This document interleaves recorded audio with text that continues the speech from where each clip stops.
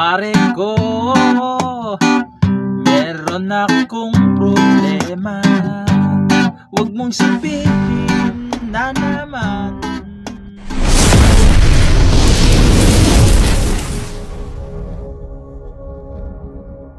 Hello mga ka-idol! So ngayon, meron na naman akong ituturo sa inyong magandang kanta.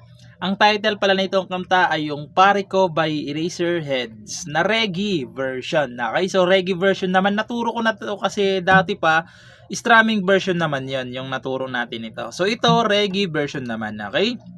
So dito muna tayo sa kanyang reggae pattern. Yung reggae pattern, yung lagi ko lang itinuturo, yung bass dito, bass muna, nakasama yung string. Okay, parang ganito siya. Okay, ganon. Tapos istramin nyo pababa. Tapos tap sa string. Tapos istrum ulit pababa. Okay, so ganito siya. Ulitin ko, bass, nakasama yung string. Ganon, parang ganon. Malakas na kasi masyado yun. Tapos strum down. Tapos tap. Tapos strum pababa. Ulit. Okay? So, pag nilagyan na siya natin ng chords, ganito yung magiging tunog niya. Ganon. Ganon. Okay? So, proceed na tayo dito sa kanyang... Ay, ano pala mga kaidol, sorry. Kada chords pala, 2 times yung gagawin. Buti naalala. 2 beses yung gagawin. Okay? So, ganito siya. Sampulan ko. 1, 2, lipat na. Okay? Ulitin ko. 1, lipat na. Okay, sa kada chords 2 times yung gagawin yung reggae pattern natin. Buti na lang, munti ko na makalimutan din. So, proceed na tayo dito sa kanyang whole verse. So, yung whole verse niya rito mga ka-idol is G. Okay, so yung G na gagamitin natin is ganito. Kasi reggae bar chords, okay? So, yung G sa 3rd fret lang nakabar, 1, 2, 3. Ayan, nakabar siya dyan, ayan. Sa 4th fret naman ay 3rd string. Sa 5th fret naman ay 5th string tsaka 4th string. Ayan yung G na gagamitin natin. Sunod is C. So yung C, nandito pa rin to nakabar sa 3rd fret. Tapos dito naman sa kanyang 5th fret ay 2nd string, 3rd tsaka 4th string. Na ganito kasi ako mag-ipit, no? Depende na lang sa inyo kung anong klaseng pag-ipit sa inyo yan. Pwedeng ganito. So kasi hindi ako komportable pag ganito eh. Ayan. Pwede naman ganito. Depende na sa inyo. Ayan, C. Yung dalawang chords na yan, gagawin nyo ng 4 na beses. Okay? 4 na beses nyo gagawin yung G tapos C na yan. Pag nagawa nyo sila ng 4 na beses, pupunta naman kayo ng A minor. So, yung A minor, nasa 5th fret nakabar. 1, 2, 3, 4, 5. Okay? Nakabar siya dyan. Ayan. Dito naman sa 7 ay 5th string tsaka 4th string lang. Ayan yung A minor. Tapos, pupunta kayo ng C. So, yung A minor tsaka C, 2 times yung gagawin yung dalawang chords na yan. Pag nagawa nyo sila ng 2 beses, pupunta kayo ng D. So, yung D, nasa 5th fret pa rin nakabar. Dito naman siya sa may 7th fret naman ay 2nd string, 3rd tsaka 4th string lang. Okay, ayan. Ayan sa 5th fret niya nakabara. 1, 2, 3, 4, 5. Para baka kasi hindi malito kayo. Ayan. Sa 7, 2nd string, 3rd tsaka 4th string lang. Ayan yung D. Tapos, isa pang D. Okay? So, nakalagay naman dyan yung chords, no? Para malinawan kayo. So, kakantahan na lang natin, no? So, ganito siya kapag kinantahan. Okay? Pare ko, meron akong problema. Huwag mong sabihin na naman. Inlabag ko sa isang koleyala, di ko maintindihan. Tapos yung A minor na, huwag na nating idaan sa mabuting usapan. Lalo lang madaragdagan ang speed sa ulo at bilbil sa tiyan. Tapos chorus na. Second verse pala, sorry. Second verse muna, okay? Anong sarap kami naging magkaibigan. So, second verse ulit pala, sorry. Second verse muna. Pagkatapos ng second verse, kukorus na kaagad kayo. Okay? Doon na yun sa part na Oh, Diyos ko!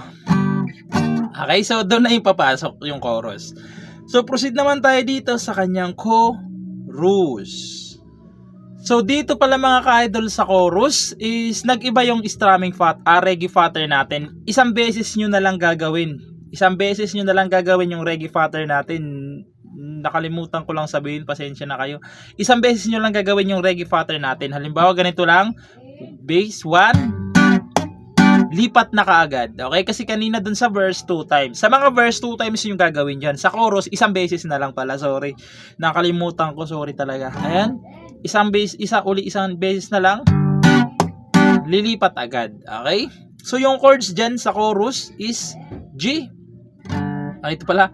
G. Ayan. So naturo na natin isa-isa. Kaya hindi na natin iisa-isahin yung string. No? G. D. Sunod is E minor na. Yung E minor, ito siya. Sa 7th fret. 1, 2, 3, 4, 5, 6, 7. Okay? Sa 7th fret na kabar. Ayan. Sa 8 naman ay 2nd string. Okay? Sa 9th fret naman ay 4th string tsaka 3rd string. Ayan yung E minor. Tapos pupunta kayo ng C. Yung 4 na chords na yan, 5 beses nyong gagawin. Okay? 5 times nyong gagawin sa chorus. Okay? 5 beses. So, ulitin ko yung chords para hindi kayo malito. G, D, E minor, tapos C. Okay? 5 times nyong gagawin yung 4 na chords na yan. Okay? So, yung reggae pattern natin mga ka-idol, isang beses nyo na lang gagawin. Pagpasensyahan nyo na, nakalimutan kong sabihin na nag-iba pala yung reggae pattern sa chorus. Okay? So, ganito siya kapag kinantahan sa chorus. Oh, Diyos ko, ano ba naman ito? Di ba nang hiya? Nagmukha akong tanga, pinaasa niyo lang ako.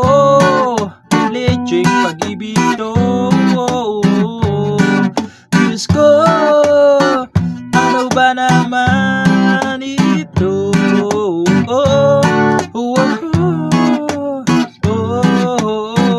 Tapos instrumental. Yung instrumental niya, 2 times yung gagawin yung chords na yan. Okay? Same lang sila ng chords ng instrumental pati chorus. 2 times nyo lang gagawin. Okay? So, same lang. Tutugtugan na lang natin. Instrumental. Isa pa. Tapos, papasok ulit yung mga verse. Sabi niya, ayaw niya munang magkasyota. Ganon siya, okay? Papasok na naman ulit yung mga verse, okay? Pagkatapos nun, chorus ulit. Pagkatapos ng second chorus, papasok na yung bridge, okay? So, yung bridge doon na sa part na pero minamahal ko siya. Doon na yung papasok yung bridge, okay? So, proceed naman tayo doon sa kanyang bridge. So, yung bridge niya naman dito mga ka-idol is A minor. So, hindi ko na rin iisa-isahin kasi naturo ko na to kanina, no? Ayan, A minor, C, G, tapos D. Okay? So, yung reggae pattern dito sa chorus, sa bridge, is same lang nung chorus, okay? Isang beses nyo lang gagawin, okay? Ayan. Yung 4 na chords na yan is 2 times nyo gagawin. Okay? Pag nagawa nyo ng 2 times yung 4 na chords na yan, babalik lang ulit kayo muna ng A minor, C, G, tapos E minor na. Ayan, E minor na. So, naturo ko na rin to. Tapos, babalik lang kayo ng A minor, tapos C, tapos D ulit. Okay? So, ganun siya, no? So, yung reggae pattern nito is isang beses na lang. Okay? So, naturo na natin yung sa chorus na pag reggae, ganun din dito sa bridge. Okay?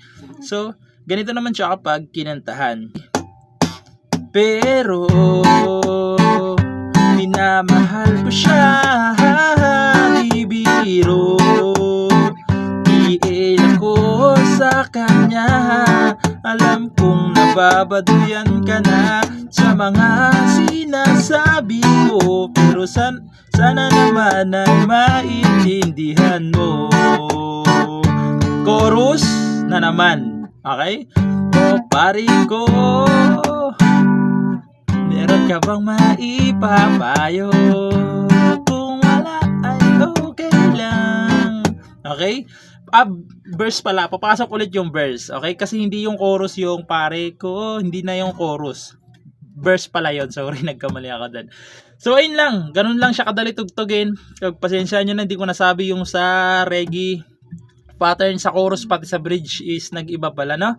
So, ayun lang. Sana nagustuhan nyo itong tutorial natin at good luck sa bago nyong matututunan.